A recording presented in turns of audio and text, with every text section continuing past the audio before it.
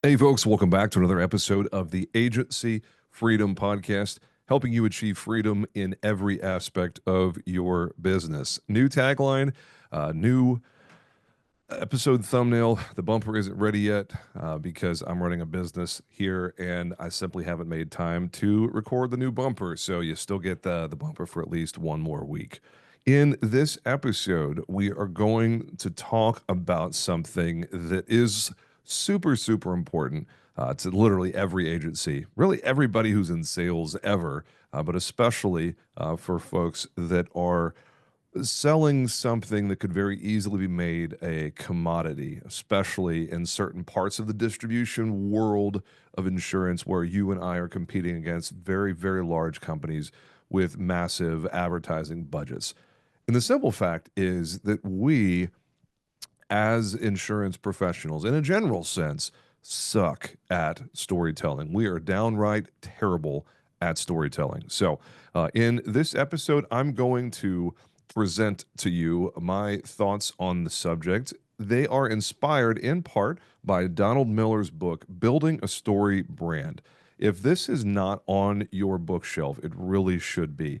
And I think as I've been reflecting on recording this episode for this week, it is something that I'm realizing part of this new chapter, this new iteration of the podcast, should probably be abridged book reviews.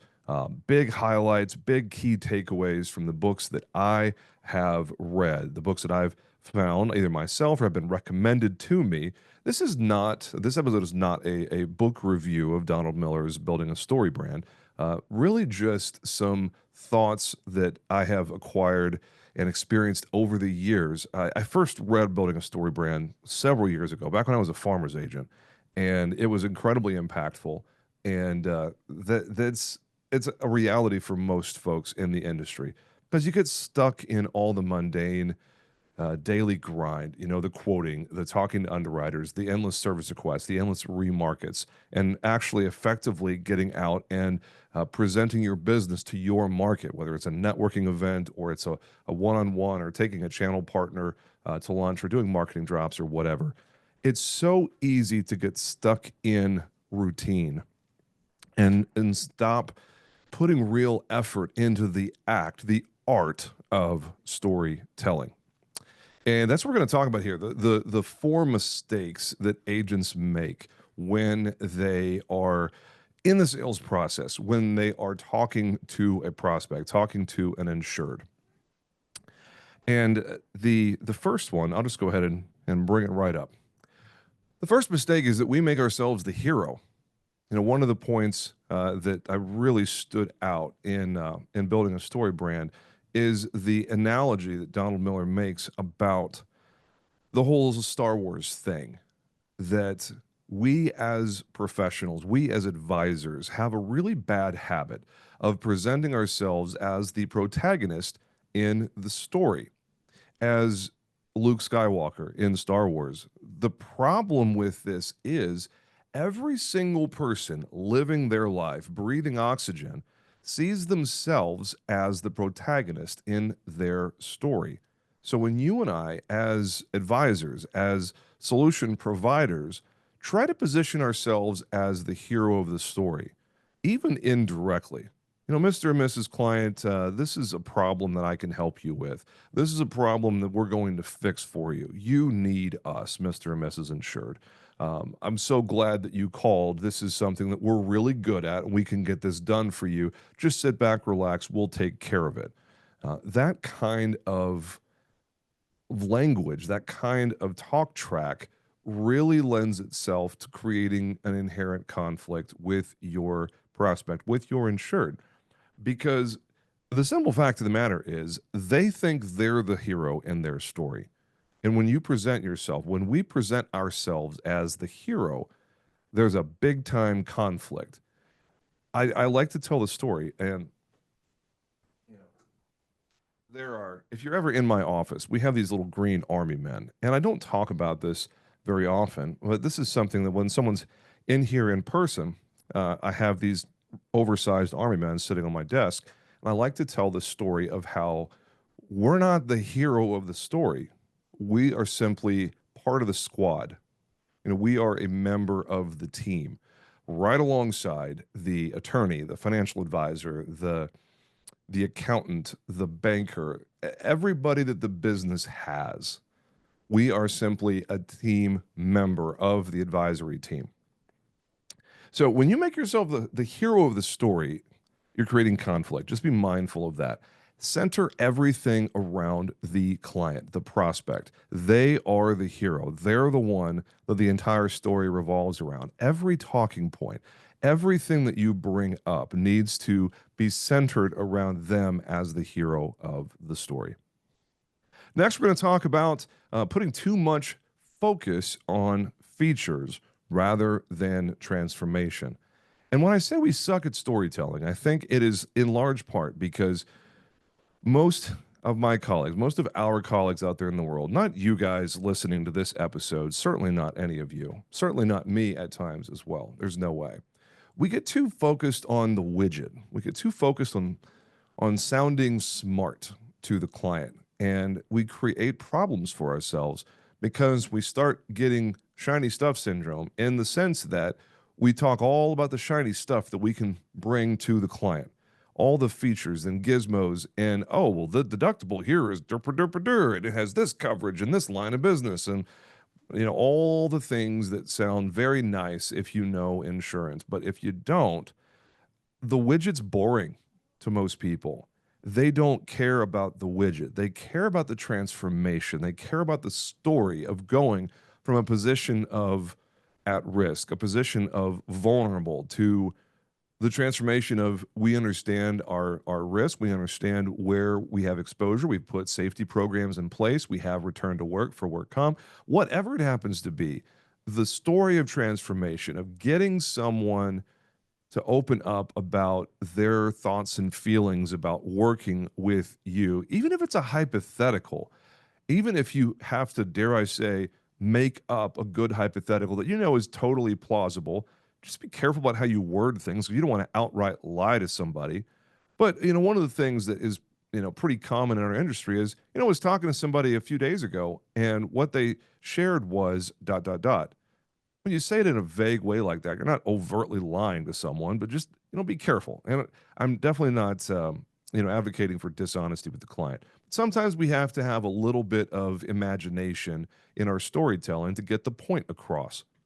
So, focusing on the transformation, on the path between start point and end point, that is absolutely central. Nobody cares about coverage. They care about being well protected and having peace of mind. So, focus on the transformation. The next step is that we forget to make it simple. We forget to make it clear. This really goes back to the point that I made just a little bit ago. Most of the time, we fall into the trap of trying to validate our own smarts, our own value to the client or prospect, and prove to them that we know what we're talking about. And we use big words, we use jargony stuff, we use insurance language, and sound like a sales brochure half the time. And most of the time, we lose people and they don't really get what we're talking about. They kind of get it, but they don't get it nearly as well as they could if we would instead use very simple language and explain it clearly and speak more slowly. One of the things that I tend to do naturally when I get excited, because I friggin' love this industry, it is one of my very favorite things to talk about. Risk management and insurance, it's just very interesting to me. I could talk about it over drinks, over dinner, and be perfectly happy to just talk shop about this industry. But I recognize that that is not how most people are wired. It's probably not how you're wired, a listener here to the podcast. But when we don't make it simple and clear, when we use jargony words, when we speak fast, when we sound salesy, we suck at storytelling. One of the most foundational elements of a story. Well, most of the time they're told to a child. Most of the time they're told to someone that is sitting there listening to our story. It's No, I should walk that back. They're not mostly told to a child. Adults tell stories to each other all the time. The fish was this big. Yeah, let me just keep it real. We don't edit anything out of this podcast. As I heard myself say that, I was like, well, no, we don't. Mostly aren't kids.